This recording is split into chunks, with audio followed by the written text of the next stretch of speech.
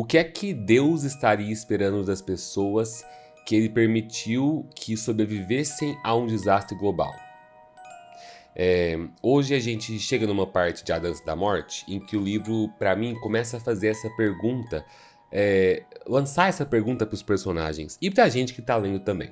Aqui a Supergripe já destruiu o mundo, só que agora o King começa a mostrar que o verdadeiro apocalipse é decidir o que fazer com a própria sobrevivência. E nesses capítulos, os sobreviventes eles começam a se organizar em torno de dois chamados. Então, de um lado a gente tem o Homem Escuro, que é o Randall Flagg, aparecendo ali como uma paródia demoníaca de salvação, oferecendo sentido ali para pessoas quebradas, para pessoas ressentidas e famintas, como o Lloyd, que a gente vai ver aqui. E do outro começa a aparecer a mãe Abigail, que é essa velha no milharal, que está sempre tocando a sua música e chamando os sobreviventes para Nebraska, como se ainda existisse uma resposta espiritual para aquele mundo destruído. E é aqui que o livro começa a falar de Deus de um jeito muito interessante, porque não é de um jeito simples ou devocional, mas o Stephen King ele coloca os personagens diante de uma pergunta teológica muito antiga, né? Que é aquela: se uma coisa monstruosa como essa aconteceu, existe algum motivo? Existe providência divina? Esse é o tipo de pergunta que a filosofia e a teologia vão chamar de teodiceia, né? Que é a tentativa de entender como que o mal pode existir num mundo criado ou governado por um Deus em teoria bom. Só que os personagens aqui, eles não estão discutindo isso numa sala de aula, eles estão discutindo no meio da estrada, cercado aí por cadáveres, por sonhos proféticos, por fome, culpa, medo e solidão. Eu acho que agora a leitura de A Dança da Morte deixa bem claro que o apocalipse não destruiu só a sociedade global, mas destruiu as respostas fáceis também, inclusive as respostas religiosas. E a partir que nunca foram fáceis, na verdade, convenhamos. Mas a partir daqui, cada personagem vai precisar decidir que tipo de sentido ele vai dar para a própria sobrevivência. Então, sem mais delongas, bora lá então. Se você caiu aqui de paraquedas, né, chegou agora, tá meio perdido, né? Eu sou Felipe Barbosa, um escritor apaixonado por horror, fantasia e mitologia. A gente está dando continuidade à nossa leitura comentada de A Dança da Morte. Então, a gente está dentro do nosso núcleo de leitura Stephen King, que é o núcleo Tudo é K. Se você ainda não conferiu as análises dos capítulos anteriores, dá uma olhada na playlist aqui do canal e também lá no Guia da Cambada, porque lá a gente sempre atualiza bonitinho os diários de leitura. Então você vai encontrar os vídeos 1 e 2 que já saíram com essa leitura comentada. A proposta aqui é a gente continuar capítulo a capítulo junto com o pessoal do Clube do Livro, te incentivando a ler, interpretar, debater e comentar essa jornada comigo. E se você quer fazer parte do Clube do Livro, eu te convido a apoiar o canal se tornando membro. Assinando o nível 1, você já entra tanto no núcleo Stephen King quanto no núcleo Horror e Fantasia, podendo participar das lives e comentar os livros com a gente. Na leitura de hoje, a gente vai seguir até o capítulo 44, que termina na página 526 da edição da Suma. Eu já deixo avisado para quem estiver lendo junto e quiser se adiantar, que no próximo encontro do Núcleo Stephen King, a gente vai ler e comentar até o capítulo 51, que vai até a página 741. Então assim, muitas páginas para ler, eu sei, porém é daqui 3 semanas, dá para vocês lerem com calma. Então, quando eu terminar esse conteúdo aqui, se você já quiser continuar a leitura, segue até a página 741 no capítulo 51, beleza? Mas hoje vamos comentar até o capítulo 44. Então, bora trazer aqui os acontecimentos de cada um dos capítulos. No último vídeo a gente comentou até o capítulo 32, certo? Então agora a gente começa aqui do capítulo 33. O que rola no capítulo 33? A gente volta a acompanhar aqui o Nick Andrews, que continua lá na cidade de Shoyu, no Arkansas, ainda como xerife substituto, mesmo que o xerife e a esposa ali já tenham batido as botas. Ele virou ali, eu vejo ele como o último representante da ordem ali nessa cidade que já está completamente morta, o que vai ser tipo um treino para ele. Aí a eletricidade da cidade cai, e isso vai trazer a sensação de que o mundo foi abandonado de vez. E pro Nick isso pesa ainda mais, porque pensem comigo, sendo surdo e sendo mudo, a relação dele com o mundo depende muito do corpo, da visão, da luz. Então, essa queda da eletricidade, a queda de energia total, ela vem ali para ele quase como se fosse uma mutilação sensorial. E essa mutilação ela vai ficar muito literal nesse capítulo quando aparece ali o canalha do Ray Booth. Pra quem não lembra, o Ray era o líder da gangue que espancou o Nick lá atrás e deixou ele sem alguns dentes. Ele nunca foi preso, ele ficou escondido ali, pegou a super gripe e ele volta agora pra se vingar. Então os dois lutam no escuro, o Ray tenta estrangular o Nick e chega a enfiar o polegar no olho dele, quase destruindo um dos olhos do coitado. E o Nick consegue atirar e matar o Ray Booth, só que o capítulo termina com essa mini vitória sem gosto de vitória, né? Ele sobrevive, só que ele perde mais uma parte de si, né? Primeiro ele perdeu os dentes e agora ele perdeu o olho também, né? Mas já me vem aqui aquele gostinho de mitologia nórdica, perder um olho para ganhar conhecimento. Vamos ver o que a gente tem de desenvolvimento disso depois. Aí no capítulo 34, a gente chega aqui para um personagem, cambada, que, vou ser sincero, é um personagem que eu já detestava na minha lembrança. E relendo agora eu confirmei que eu detesto ele mesmo. Que é o Donald Mary Albert, né? Que é quem? O Homem da Lata de Lixo. Eu acho esse capítulo insuportável? Eu acho sim. Porém, eu também reconheço que o King aqui sabe fazer um estudo de personagem. Esse capítulo, pra mim, ele existe pra mostrar que o Apocalipse aqui, ele não criou a loucura do Homem da Lata de Lixo. Ele só ele arrancou a prisão que ainda segurava essa loucura, arrancou as grades que seguravam essa loucura nele. Então, esse personagem ele tá aqui em Fountainville, em Indiana, numa cidade deserta. Só que a cabeça dele tá cheia de vozes do seu passado, das humilhações que ele sofreu, do bullying. E aí, o capítulo vai todo num fluxo de consciência aqui, intercalando presente e passado, presente e passado. No presente, o personagem está caminhando até os tanques de gasolina da Tyrrell Oil Company, porque ele quer botar fogo em tudo. Só que nos trechos que a gente recebe do passado, a gente descobre que o pai dele matou pessoas da própria família, o pai foi morto pelo xerife, depois a mãe dele se envolveu com esse mesmo xerife.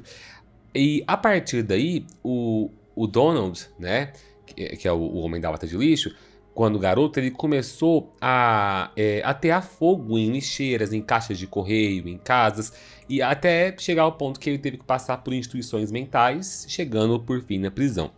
Então, a gente vê aqui no capítulo que para esse personagem, o fogo ele não é somente destruição. Eu vejo que o que quer mostrar aqui que o fogo para ele é quase como se fosse uma linguagem de libertação, sabe? Uma linguagem de êxtase, de vingança. Porque é a forma que ele encontra para responder esse mundo que sempre tratou ele como um monstro. E a cena central aqui desse capítulo é ele subindo ali num dos reservatórios da Tyrrell Oil e olhando para a gasolina derramada. Quando ele acende os fósforos, ele percebe que talvez ele não queira morrer junto com a explosão. Porque acontece o quê? Surge aqui a ideia de que ele sobreviveu à supergripe por algum motivo, que talvez exista algo maior reservado para ele. Então ele joga o fósforo e ele corre, né? Aí ele escapa por pouco, ele vê os tanques explodindo e ele termina o capítulo se sentindo ali perigosamente especial, né? Eu sofro com isso porque isso há muitos exemplos disso na realidade, de pessoas que se sentem perigosamente especiais e escolhidas por um propósito. Mas a partir daqui, esse personagem ele não se vê mais como um simples incendiário, né? O capítulo termina com ele colocando aqui, ó. Havia incêndio cada vez maiores e maiores pela frente. Seu olhar estava suave, alegre e inteiramente insano. Era o olhar de um homem que descobriu o grande eixo do seu destino e pousou as mãos sobre ele. Bom, no capítulo 35, depois, nós voltamos ao Larry Underwood. Então, voltamos ao Larry Underwood e aqui eu preciso confessar... eu gosto muito do Larry como personagem, já falei isso pra vocês. Mas alguns capítulos dele nessa primeira parte são bem enfadonhos e pra mim esse é um deles. Ainda assim é importante, é um capítulo importante porque coloca o Larry diante de um teste moral, digamos assim, né? O Larry tá em Nova York com a Rita, lembram? Que é aquela socialite mais velha que ele encontrou. E a cidade de Nova York já virou um túmulo, né? Então a energia tá falhando e os prédios ali, que viraram prédios cheios de corpos, estão virando praticamente estufas, espalhando esse cheiro de morte por toda parte. Só que o Larry percebe aqui que a Rita, ela tá quebrando psicologicamente. Ela, enquanto essa mulher é sofisticada, irônica e cheia de repertório cultural, ela vai dando lugar para alguém que tá tremendo, chorando, vomitando, que tá pedindo desculpas por tudo, como se a presença do Larry fosse a única coisa que tá segurando a existência dela. E aí aparece o problema central do Larry. Ele queria ser um cara legal, só que ele tem uma tendência muito forte a ser um cara meio escroto. Então ele se irrita com a fragilidade da Rita, ele perde a paciência, ele se ressente de ter que cuidar dela. Então o mundo acabou, só que o egoísmo do Larry continua vivíssimo, né? Tá ali usando jaqueta de sobrevivente.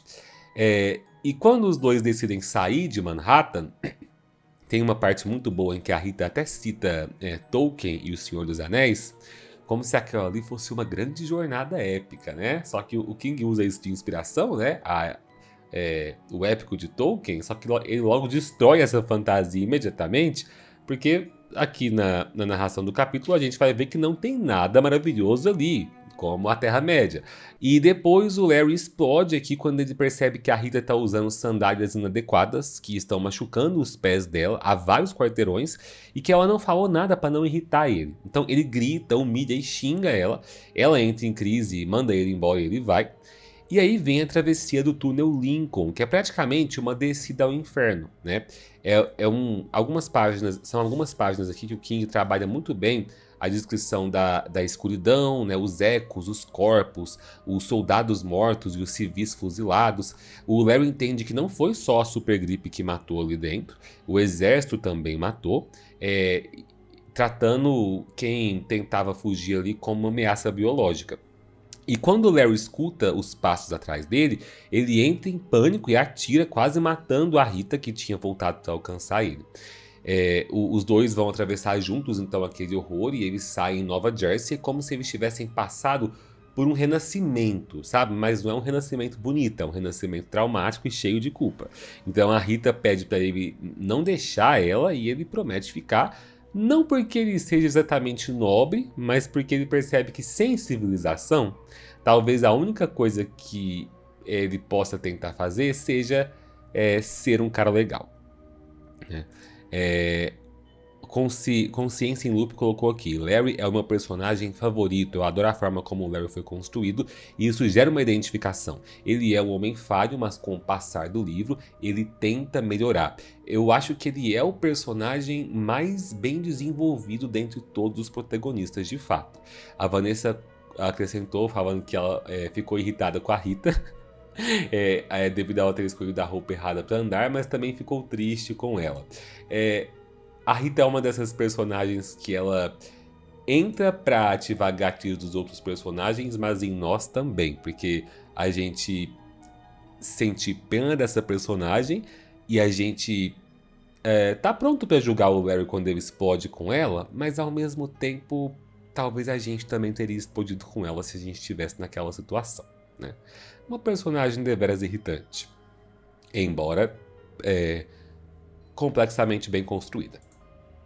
Enfim, em compensação a esses dois últimos capítulos que eu falei agora, do Lata de Lixo e do Larry, que são capítulos que eu confesso, achei um tanto chatos, a gente chega aqui agora no capítulo 36, onde nós temos o início de uma dupla que eu gosto bastante, que é a dupla Franny e Harold.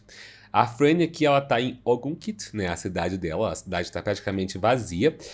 Um dos últimos sobreviventes ali que ela ajudava acabou de morrer. E ela ainda tá em luto, mas ela já não tá mais naquela apatia anterior.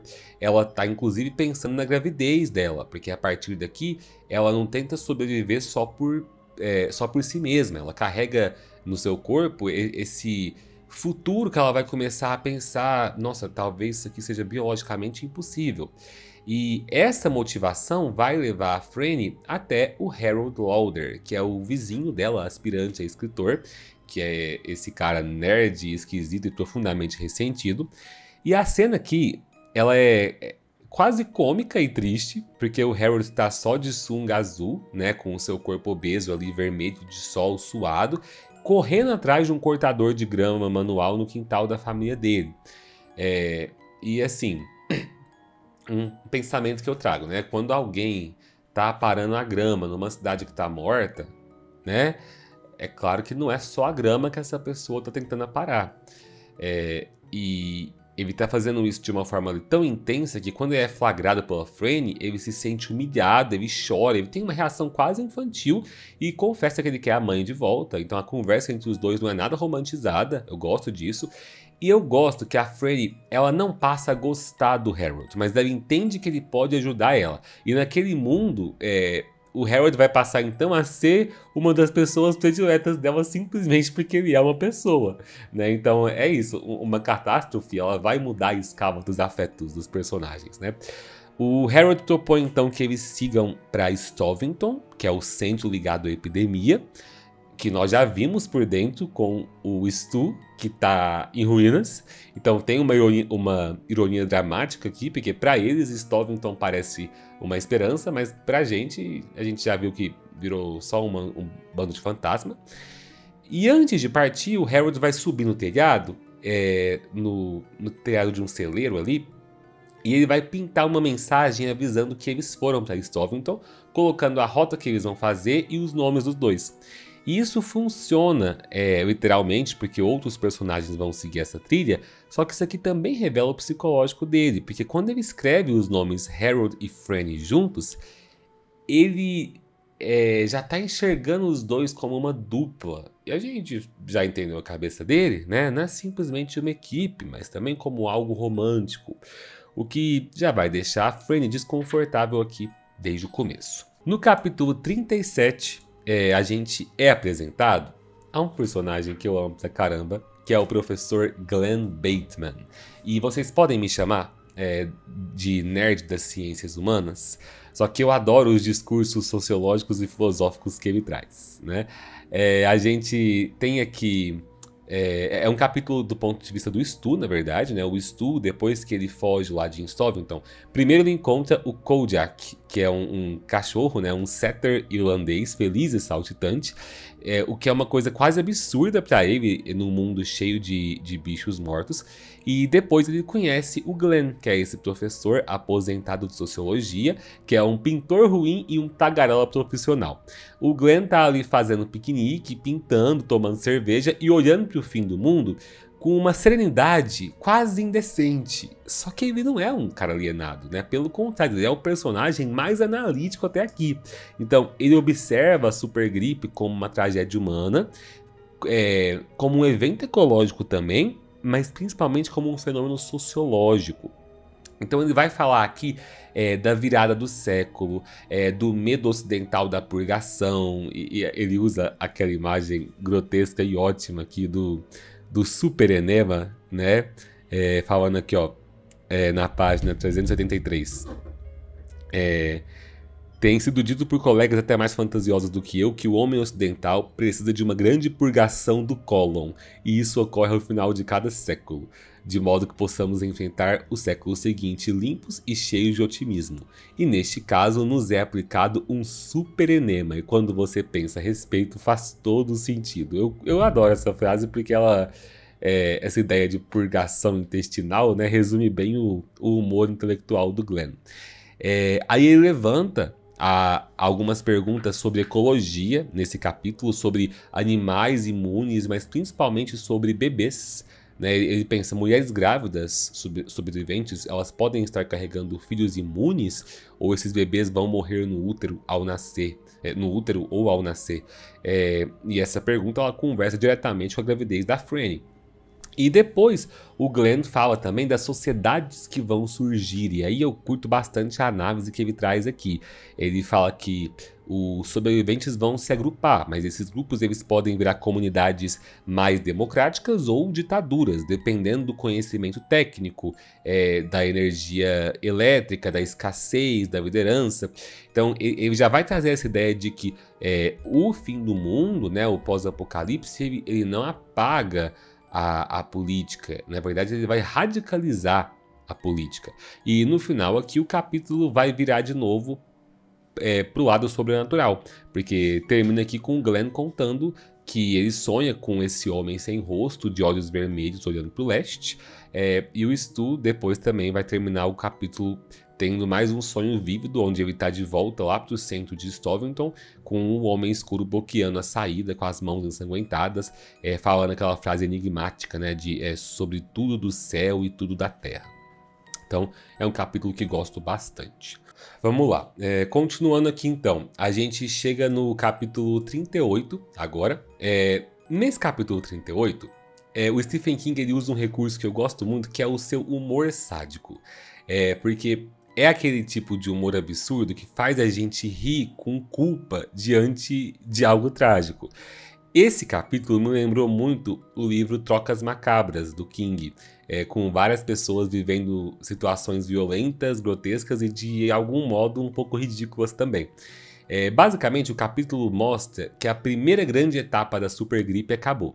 Só que depois dela vem o que é chamado de segunda epidemia, que é uma epidemia sem nome, sem um sintoma único, que é uma epidemia feita de quê? De acidentes, né? De descuidos, de vícios, de desespero, de incapacidade de adaptação das pessoas. Então, são coisas que já existiam no mundo antigo, mas que agora elas matam muito mais, porque não existe hospital, não tem bombeiro, polícia, energia, vizinho, né? Então, é dito aqui que essa segunda onda atinge cerca de 16% dos sobreviventes dos Estados Unidos. E é uma ideia cruel de que o ser humano moderno desaprendeu a sobreviver sem as instituições. A gente lê esse capítulo aqui e a gente percebe, nossa, a gente estaria muito fodido num mundo tipo esse. Então, quando essa rede invisível de proteção desaparece, as coisas simples começam a matar a gente. Então, o capítulo aqui ele é uma montagem de mortes, né? A gente tem desde aqui, tem um garoto sozinho que cai num poço, tem um professor católico que é impedido pela própria fé de cometer suicídio, aí ele vai correr até morrer de trombose. Tem uma mulher que vai guardar o corpo do marido e do filho num frigorífico e ela acaba trancada lá dentro até morrer. Então, assim, o King narra isso com um humor cruel, né, estabelecendo a seguinte ideia, de que a supergripe matou quase todo mundo, só que o mundo abandonado ainda vai matar muita gente que sobreviveu ao vírus. E aí a gente passa depois para o capítulo 39, onde a gente volta para o Lloyd Henry preso ali na cadeia. E esse capítulo é fundamental porque ele vai mostrar o nascimento formal do Lloyd como o primeiro seguidor do Randall Flagg. Até aqui, o Flagg ele aparecia mais como sonho, sombra, presságio, só que aqui ele aparece como salvador. E salvador de quem? Desse sujeito que está faminto, surtado e preso há 8 dias, que já devorou um rato e que agora está cogitando canibalismo. Só que junto com a fome, o psicológico surtado aqui do Lloyd tá crescendo ali com um ódio contra a estrutura social que colocou ele ali. E aí tem uma palavra que é a palavra-chave que começa a dominar a cabeça dele. Ele pensando nas pessoas que têm a chave da sociedade, a chave que tranca, a chave que pune, a chave que decide quem vive e quem morre. Então, quando o Randall Flagg aparece, ele sabe exatamente que discurso usar com o Lloyd para transformar esse ressentimento dele em fé. Ele vai provocar o Lloyd, ele vai falar de comida e ele vai ficar usando aquela pedra preta que ele traz nas mãos, que uma hora ela vira um olho, uma hora ela vira uma caveira, uma hora ela vira uma chave. E é um discurso muito perverso, porque o Flagg ele fala pro Lloyd que ele sempre foi tratado como lixo, mas que agora ele foi escolhido. E ele não oferece só comida ou liberdade, ele vem oferecer sentido pra ele. E pra mim, é aqui que a cena fica espiritualmente horrível, porque O Flag ele vai até usar a linguagem bíblica para isso, né? Falando dos humildes que herdarão a terra, como se a miséria do Lloyd fosse uma eleição espiritual. Então, ele traz o que? Uma paródia demoníaca de conversão. Quando o Lloyd sai da cela com a, com a pedra preta nas mãos, ele já pertence ao Flag. Então, é aquilo, né? O Tinhoso não precisou possuir o Lloyd. Ele só precisou alimentar, libertar ele e fazer com que ele se sentisse escolhido.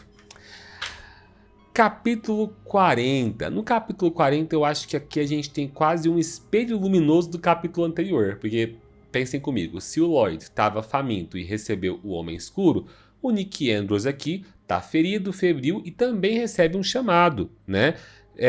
Depois da briga com o Ray Booth, o Nick tá com o olho destruído e a perna infeccionada, e durante a febre ele tem um sonho ali, onde ele sonha que ele consegue ouvir, e esse ser capaz de ouvir surge para ele como tentação. Então, o Homem Escuro aparece para ele e fala que tudo aquilo será dele se o Nick se ajoelhar e adorá-lo. E por um instante, o Nick quer isso. Ele quer ouvir esses sons, essas vozes, aquilo que a vida inteira foi negado a ele. Só que ele consegue dizer não. O Nick não transforma a dor dele em ressentimento. Quando ele recusa o Randall Flagg, o sonho vai mudar. Ele vai para um milharal em Nebraska e ele encontra a mãe Abigail, que ela é descrita aqui como uma velha negra tocando e cantando música religiosa. Eu gosto muito dessa imagem. Ela parece frágil, só que ela parece imensa ao mesmo tempo. Ela é descrita aqui que é como se o vento pudesse carregá-la, mas que espiritualmente ela é como uma âncora. E ela chama o Nick, ela pede que ele vá até ela, e quando ele acorda, ele vê que a perna dele melhorou. O capítulo termina com o Nick partindo e vendo ali uma chuva de meteoros no dia 4 de julho. Então, é esse finalzinho aí esperançoso, né? Depois de tanta morte, o céu estrelado continua ali ainda, quase como se fosse uma bênção. E aí, a gente segue para o capítulo 41. E capítulo 41, eu peço desculpas novamente a vocês, porque vou reclamar novamente de um dos capítulos do Larry. Já falei antes, gosto do personagem, e nessa releitura, estou percebendo que ele tem capítulos muito interessantes, porém, meu Deus, eu achei esse capítulo aqui mais chato que o capítulo anterior. A gente volta pro núcleo Larry e Rita, que já saíram de Nova York, e agora eles estão ali nos arredores de Bennington, em Vermont. E o começo ali tem uma sensação enganosa de liberdade. O Larry acorda no dia 4 de julho, ele respira ar puro, ele ouve pássaros, ele acha que as coisas podem melhorar, só que essa sensação dura pouco para ele. Depois que ele canta ali o hino dos Estados Unidos, de uma cidade vazia, ele volta para a barraca e ele sente cheiro de vômito. E ele encontra ali a Rita morta, né? Ela morreu durante a noite, depois que ela tomou comprimidos demais. Então é um horror físico e moral. E a primeira reação do Larry não é exatamente um luto. Ele sente repulsa, mas depois ele sente alívio.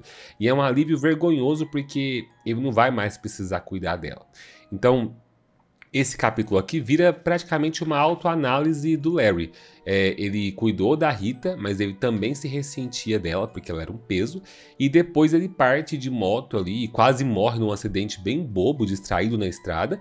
E ele entende que sobreviver à supergripe não faz dele imortal.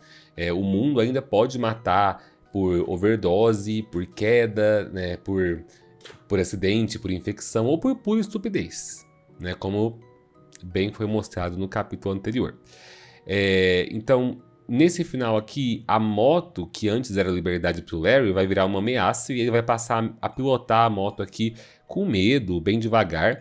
E tem um trechinho aqui à noite, né, quando ele para dormir, que ele escuta passos de botas indo para o oeste e ele reconhece como os passos do Homem Escuro que aparece nos sonhos. Aí tem uma hora que ele até quer gritar para que ele volte, para ele não ficar sozinho. Só que ele não grita, né? E no fundo ele sabe que não dá para confiar em qualquer presença ali andando no escuro. Um comentário aqui sobre o capítulo anterior do Lloyd.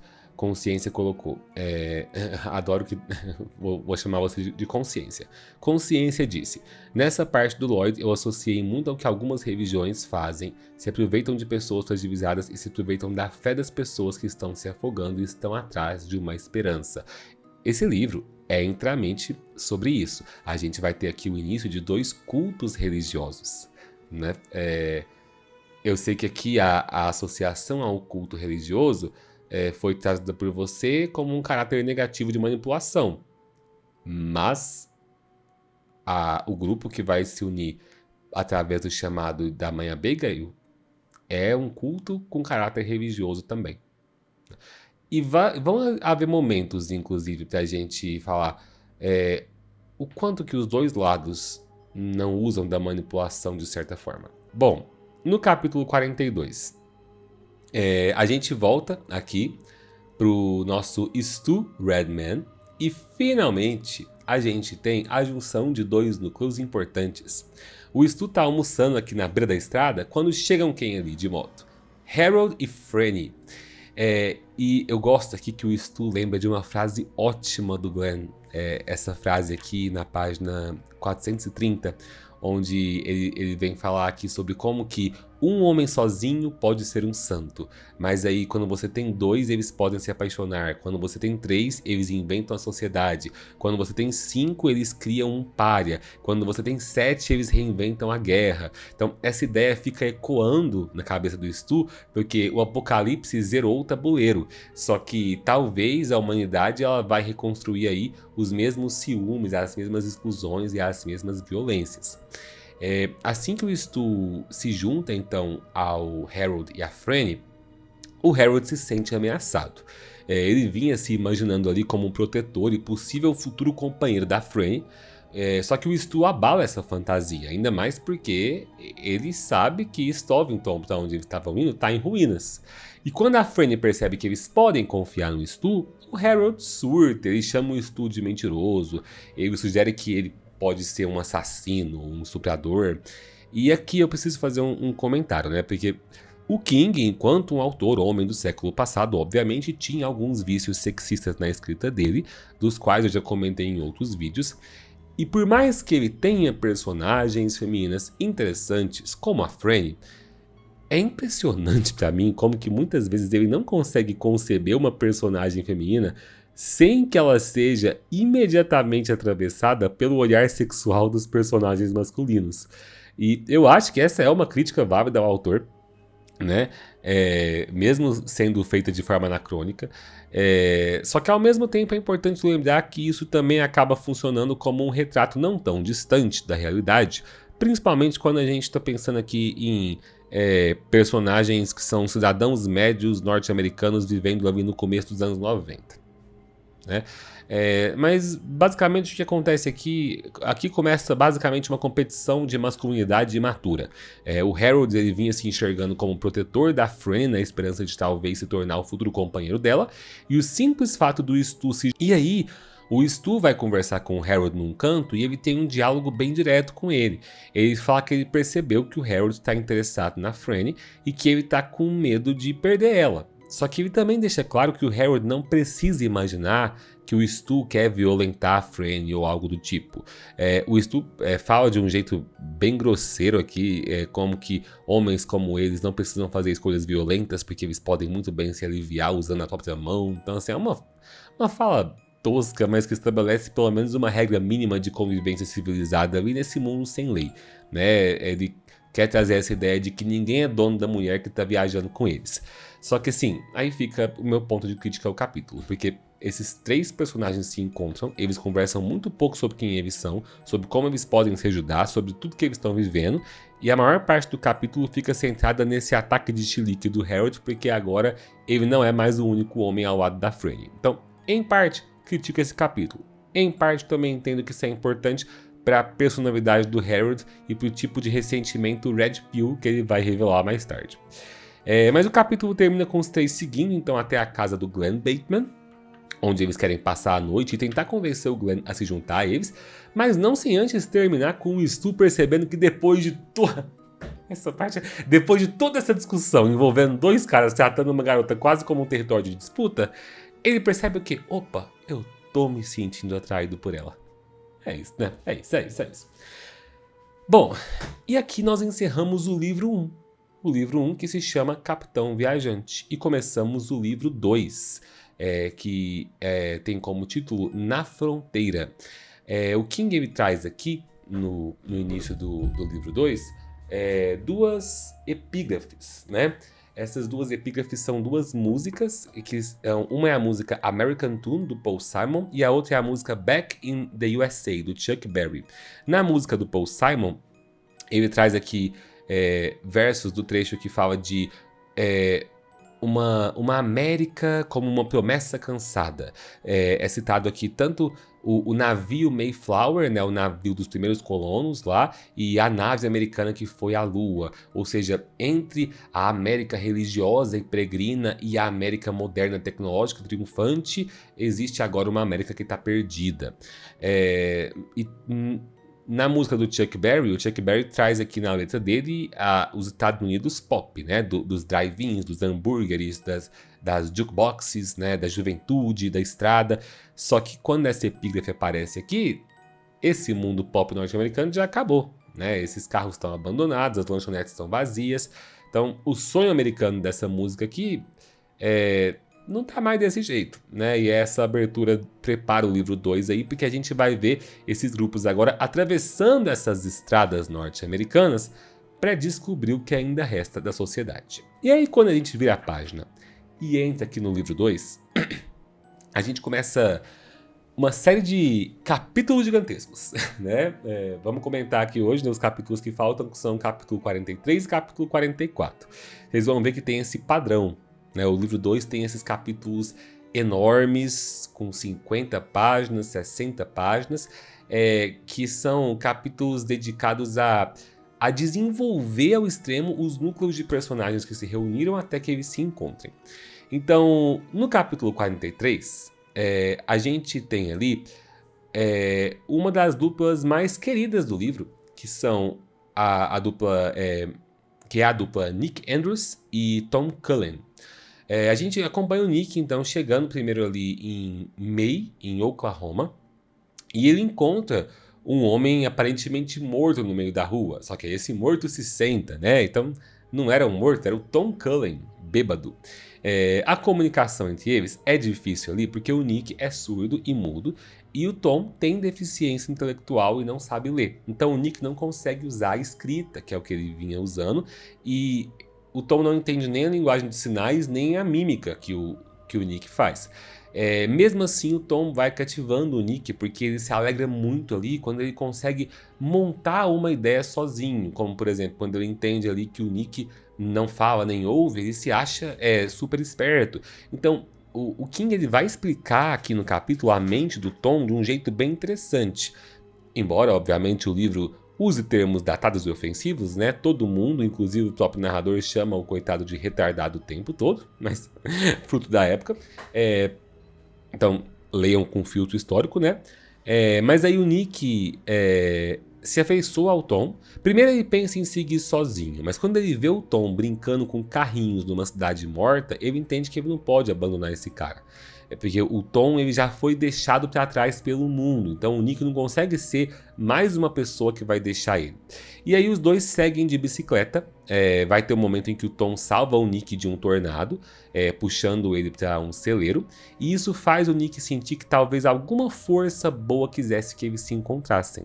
E depois, quando eles cruzam para o Kansas, o Tom vê ali a placa do condado de Woods, e aí tem a parte em que ele pergunta se Woods é a palavra que significa mundo, né? O Nick mente que é sim, e o Tom chora um pouco antes de atravessar, acreditando que ele está literalmente entrando no mundo. É uma cena que eu acho bem bonita, ao mesmo tempo que é triste e cruel, que lembra os hobbits saindo do condado lá em O Senhor dos Anéis. Então, pessoalmente, eu acho que o capítulo poderia ficar por aqui mesmo, né? Só que ainda tem a chegada de uma personagem desagradável, que é a Julie Lawry, né? O Nick encontra essa Julie quando ele está sozinho numa drogaria. Ela é uma jovem completamente sexualizada, que está ali usando perfume, roupas provocantes, com uma sexualidade muito performática. E assim que ela vê o Nick, ela entende que ele é surdo e mudo, só que ela já mostra que ela acha ele atraente, ela puxa ele para um canto, tem uma relação sexual com ele, só que depois ela começa a provocar ele, chamando ele de mudinho, irritando ele e sendo completamente escrota. E depois fica ainda pior com o Tom, porque ela usa a deficiência do Tom contra ele. Basicamente o Nick tinha ido buscar remédio pro Tom porque ele estava passando mal, e o Nick tenta dar o remédio pro amigo, mas a Julie começa a assustar o Tom falando que aquilo é veneno, sem propósito nenhum, só porque ela quer provocar e dominar a situação. E aí, quando você acha que esse capítulo não pode ficar mais desconfortável, o Nick perde a paciência com a Julie e dá uma bofetada na cara dela. Ela fica completamente furiosa, claro, né? O Nick escreve um recado dizendo que eles não precisam dela, e ela surta de vez, ela destrói os pneus das bicicletas deles, ela vai espalhar os suprimentos e depois ela vai para uma janela de um hotel ali e começa a atirar neles com uma arma. O Nick e o Tom vão fugir e a narração vai deixar uma pista aí de que eles ainda podem encontrar a Julie de novo em algum momento. Confesso, dispensaria essa parte final do capítulo, mas ok, o ponto mais importante é que a dupla Nick e Tom está formada, e quando o capítulo vai encerrando aqui, os dois são encontrados por uma picape que se aproxima, e nessa picape eles conhecem o Ralph Brandner, que é um homem de chapéu de palha, feliz da vida ali, por ter encontrado outros seres humanos. Então nós temos aqui mais um grupo se formando, né? Um grupo que, ao que tudo indica, vai seguir em direção à mãe Abigail. Vanessa colocou aqui, é a dupla que esquentou o meu coração, né? É a dupla que esquenta o coração de todos nós. Pra gente encerrar por hoje, cambada, vamos falar do capítulo 44, que pra mim é o melhor capítulo de toda essa sessão. E eu gosto de encerrar com ele aqui porque é um capítulo do Larry, né? Eu reclamei de alguns capítulos anteriores dele, que eu achei meio chatos, mas esse aqui mostra com maestria a grande habilidade do King como contador de histórias e como desenvolvedor de personagens. Se eu não me engano, esse é o capítulo mais longo que a gente tem aqui nessa sessão. Acho que sim, acho que é o capítulo mais longo, porque ele vai da página 473 até a página 526, né? Então são 53 páginas. E ele realmente dá uma sensação de conto, sabe? Você poderia ler esse capítulo aqui quase isoladamente, como a história de alguns sobreviventes do Capitão Viajante tentando encontrar resquícios de humanidade e esperança uns nos outros. E é aqui que a leitura de um calhamaço desse tamanho se mostra um exercício de maturidade literária, porque esse capítulo funciona muito bem, só que ele só funciona tão bem porque aqueles capítulos anteriores, mesmo chatos, eles prepararam o estado mental do Larry, né? Então, às vezes o capítulo difícil vai ser o alicerce do capítulo brilhante, né? Então a gente encontra aqui o Larry destruído, né? O capítulo abre aí com um fluxo de consciência dele repetindo uma ideia de que ele está desmoronando. Depois da morte da Rita, né? Do quase acidente de moto e da travessia do túnel Lincoln, o Larry caminha a pé ali por New Hampshire. Ele está exausto, queimado de sol e sem dormir direito. E a própria mente dele virou uma estrada. Então ele sonha com um homem escuro no túnel, ele tem flashes da Rita morta com a boca cheia de vômito, e ele abandona a moto como se ele abandonasse também a ilusão de que ele poderia simplesmente acelerar e fugir do mundo. E ele chega numa fazenda típica da Nova Inglaterra e vai dormir à sombra de uma árvore. Enquanto isso, a gente vê ali alguém observando. Tem um menino só de shorts, sem camiseta, quase selvagem ali, segurando uma faca de açougueiro, e ele tá pronto para matar o Larry dormindo. Ele só não mata porque a mulher que acompanha ele impede isso de acontecer, e essa mulher é a Nadine Cross. Então é aqui que entram essas duas figuras fundamentais, né? A Nadine e o Joey. A Nadine é descrita pelo narrador como uma mulher alta, enigmática, já com uma aura sexualizada. O narrador já mistura nela essa sensualidade e pureza, sugerindo aqui nas entrelinhas que é uma mulher virgem, e que isso é importante porque ela é virgem há muito tempo, como se ela estivesse se guardando para algo ou alguém que nem ela entende totalmente. E aí, o menino que ela chama de Joey não se chama Joey na verdade, né? Ela encontrou ele depois da super gripe, ele foi mordido por algum animal e ela encontrou ele febril, sozinho e cercado de mortos. Então ela cuidou do garoto, só que ele ficou preso nesse estado quase animalesco, como se ele fosse um bicho acuado. Então o Joey carrega essa faca com ele como se fosse um talismã, e a faca ela não é só uma arma, ela é ela é o último objeto de controle nesse mundo que arrancou tudo dele. Então, quando o Larry acorda, ele percebe que ele está sendo seguido, só que ele não entra em pânico. Ele entende que se aquelas pessoas quisessem matar ele, elas já teriam feito isso. Então, talvez elas estejam seguindo ele porque elas não querem ficar sozinhas. O Larry chega no litoral, ali em Wells, no Maine. Ele vê o oceano e ele sente um alívio enorme, como se ele tivesse chegado no fim da Terra, né, no limite do próprio continente emocional, e é nesse limite que o Joey ataca. Então ele corre com a faca berrando, o Larry derruba o menino, ele pisa no braço dele, toma a faca e joga no mar, e a Nadine chega desesperada, implorando para ele não machucar o Joey. E a cena é tensa porque ninguém ali tá completamente errado, né? O Joey é perigoso, então o Larry tem razão em se defender, a Nadine também tem razão em proteger o menino. E eu gosto muito de como que o King monta essa situação moralmente desconfortável, porque em poucas páginas aqui, a gente tem 3 pessoas feridas, né? Um homem, uma mulher e uma criança. E nós já começamos a nos perguntar aqui se eles poderiam formar uma espécie de família improvisada no fim do mundo. A Nadine se apresenta, ela explica quem é o Joe e ela pede para viajar com o Larry.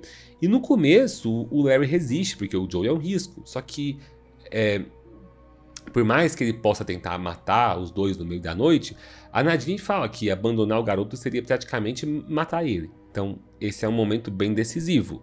Porque depois de tantos capítulos repetindo que ele não era um cara legal, o Larry precisa escolher aqui que tipo de homem que ele vai ser dali em diante.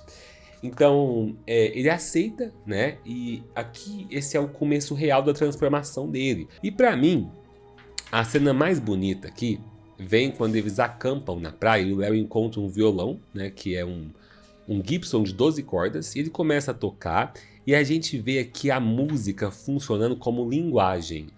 O Joey, que até então aqui ele só rosnava, ameaçava e se escondia atrás da faca dele, ele vai ficar fascinado. Então quando o Larry deixa o menino tocar, o Joey reproduz a música quase de ouvido, como se ele fosse um prodígio, e é muito bonito pra mim, porque a música ela vai abrir essa fresta humana dentro dele, né? Então, antes o objeto central do Joey era a faca, a partir daqui passa a ser o violão. Tanto que no dia seguinte ele começa a falar algumas palavras, né? Ainda errado, mas tá falando, né? Tipo, o Larry pede ajuda aqui, ele depois agradece e o Joey fala de nada, de um jeito meio errado aqui. Então ele tá retornando à humanidade. E tem uma coisa que eu gosto muito, que enquanto tudo isso está acontecendo, a Nadine e o Larry, eles vão tendo aqui alguns diálogos nos quais a Nadine acredita que a humanidade ainda vai conseguir se reconstruir. E o Larry diz que não, que eles não têm que ter essa esperança. E a Nadine começa a se questionar. Aqui na página 504, tem uma citação que ela chega a pensar aqui, ó. Se uma coisa tão monstruosa como essa havia acontecido sem nenhuma boa razão, afinal, que sentido faria qualquer coisa? Por que eles continuavam vivos? Ou seja, a Nadine está tentando encontrar algum sentido nisso tudo. Ela está tentando transformar a catástrofe em sentido. Aqui entra aquela teodiceia que eu comentei no início. A Nadine não usa esse termo, teodiceia, mas ela está fazendo isso emocionalmente. Teodiceia, como eu falei, é a tentativa de explicar como que o mal pode existir num mundo criado ou governado por um Deus bom. Então, para Nadine, se quase toda a população morreu à toa, se tudo foi simplesmente uma falha militar, só um vírus ou só uma sucessão de acidentes, não existe chão nenhum, não existe base nenhuma para ela continuar vivendo. Então, ela precisa acreditar que a humanidade vai se reerguer. Ela tem que acreditar que sobreviver ainda vai significar alguma coisa.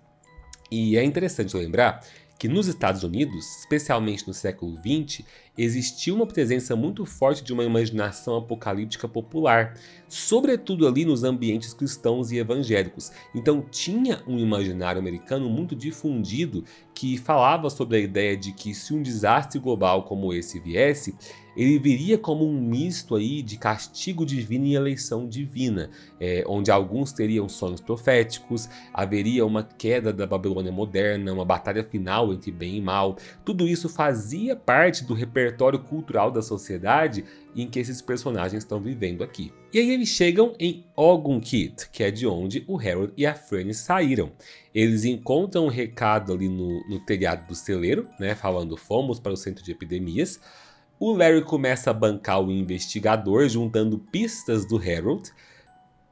Ele entra no celeiro e ele encontra ali um coração entalhado com as iniciais de Harold e Franny. E a parte engraçada é que o Larry imagina o Harold completamente errado. Ele pensa nele como um homem mais velho, né? Um homem forte, prático, talvez um fazendeiro não muito intelectual. Só que nós sabemos que o Harold é o contrário. Ele é um adolescente fora de forma, ressentido, cheio de paixões platônicas, cheio de orgulho e de insegurança. Então, a ironia aqui é ótima, porque o Larry imagina o Harold como tudo que o Harold gostaria de ser, mas que ele ainda não é. E aí, na mesma noite, o Larry sonha com um milharal em Nebraska e com a mãe Abigail tocando violão. E no sonho aparecem ele, a Nadine e o Joey. Só que a mãe Abigail fala que eles precisam encontrar ela antes que o Homem Escuro chegue, antes que as montanhas rochosas... e ela diz que as montanhas rochosas precisam ficar entre eles e o Randall Flagg, mas que elas não vão segurar ele para sempre. E mesmo no sonho do Larry já existe ali um estranhamento entre a mãe Abigail e a Nadine, que é bom a gente ficar de olho. Isso cresce depois, quando o Larry aqui começa a se aproximar da Nadine com carinho e ela resiste a ele sem conseguir explicar direito. No caminho para Stovington, eles encontram uma sobrevivente chamada Lucy Swan. A Lucy, ela é uma sobrevivente que perdeu o marido e a filha. Então ela enterrou a família e ela ficou presa ali na própria solidão dela. Tanto que ela chora de alívio quando ela encontra a gente viva. Só que o mais importante, que eu vejo aqui pra gente perceber, é que a Lucy também tem sonhos. Ela sonha com o Homem Escuro e com a mãe Abigail chamando para Nebraska. Então o Larry fica chocado ao perceber que ele não tá sozinho nisso. Ele pergunta pro Joey, e o Joey também dá a entender que ele sonha com um homem escuro, né? Ele fala palavras aqui tipo: homem escuro, sonho ruim, me persegue. E quando o Larry pergunta pra Nadine, a Nadine nega. Ela fala que ela não sonha, só que o Larry percebe que ela tá mentindo. E isso deixa o final do capítulo agridoce, porque lembra que eu falei que parecia um conto, né? Parecia que a narrativa estava construindo uma família entre Larry, Nadine e Joey. Só que essa família não se concretiza plenamente, porque a Nadine ela guarda bloqueios, mentiras e uma resistência a essa dimensão espiritual da jornada. Então ela quer seguir com eles, ela quer encontrar humanos, só que alguma coisa nela já está sendo puxada por outra força. E aí, por fim, no dia 19 de julho, eles chegam ali no centro de epidemias de Stovington. A esperança da Nadine se quebra imediatamente. O lugar está morto, vazio e abandonado. Não tem cientistas, não tem governo, não tem resposta institucional, não tem nada. Só que eles encontram outro aviso, que agora foi deixado pelo grupo formado por Harold, Franny, Stu e Glenn, falando que todos ali estão mortos e que eles estão seguindo para oeste rumo a Nebraska. Então o capítulo termina aqui mostrando a convergência das narrativas, né? O Larry entende que ele tem que levar o seu grupo em direção à mãe Abigail e termina agradecendo Harold, chamando ele ali de Harold, meu garoto, prometendo que vai pagar ele com um chocolate da marca Payday, que é a marca das embalagens que o Harold vai deixando pelo caminho. Então assim, capítulo gigante, mas muito bom, né? É ótimo pra gente encerrar a análise de hoje, inclusive, que é um capítulo sobre reconstrução humana. O Larry deixa de ser só um sobrevivente solitário e ele começa a liderar um pequeno grupo. Então o Joey começa a sair dessa animalidade traumática que ele estava ali, ele volta a usar a linguagem e a Nadine finalmente encontra companhia, mas ela também revela uma sombra interna ali que ainda vai pesar muito nessa tentativa de reconstrução. Bora então agora pro nosso bloco dos membros da torre. Então, se você é membro da torre nível 1 para cima, esse é o momento que você pode entrar aqui comigo para participar do debate. Lembrando que a ideia não é fazer uma coisa engessada, beleza? É ter um espaço real de troca. Então você pode entrar aí com áudio e câmera para falar: Felipe, discordo completamente de você. Felipe, você viajou nisso aí. Felipe, odiei esse livro, traga um melhor da próxima vez. Suas opiniões são livres aqui. A Vanessa falou que ela tá com vergonha de entrar ao vivo, mas que ela tá com a gente. Tudo bem, Vanessa.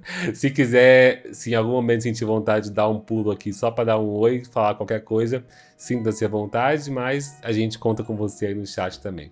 Eu gosto do Larry. Eu tenho uma opinião com esses personagens, que eu entendo que as pessoas às vezes querem criar polêmica com o personagem. O personagem ele é meio escrotão, o personagem ele é meio bobão, igual ele fez com a Rita. né? O jeito dele tratar a Rita, como ele foi com a mãe dele. Só que eu acho assim, ele é um personagem muito bem construído.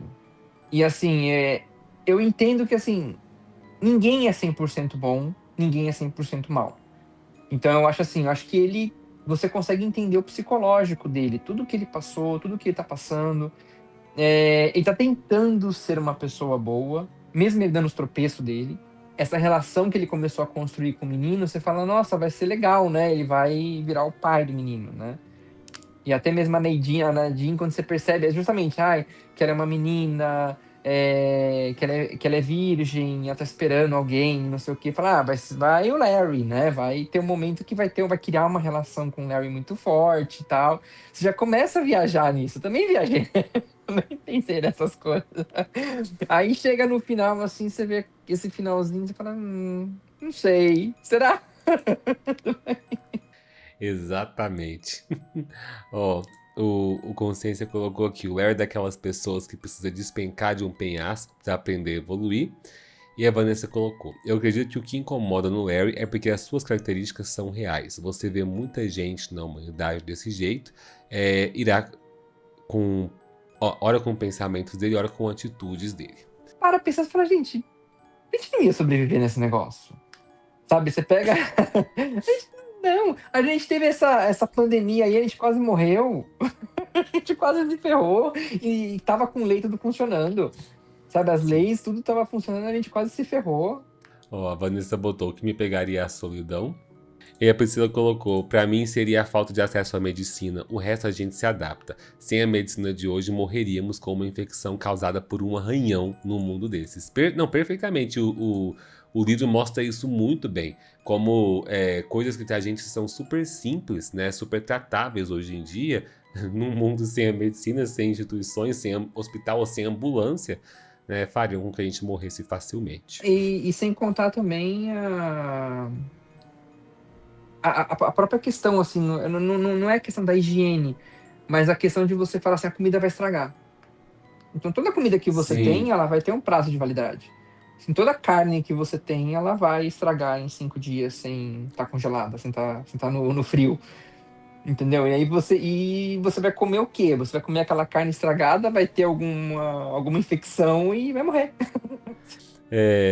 Mas o Luan também botou uma coisa muito interessante de lembrar, porque ó, a Vanessa tinha falado da solidão e a gente esquece hoje em dia do quanto que o nosso sentimento, do quanto que a nossa sensação de mundo compartilhado vem da presença online, porque o Luan colocou, o que me salvou de enlouquecer na pandemia foram as lives e os vários podcasts que eu assistia.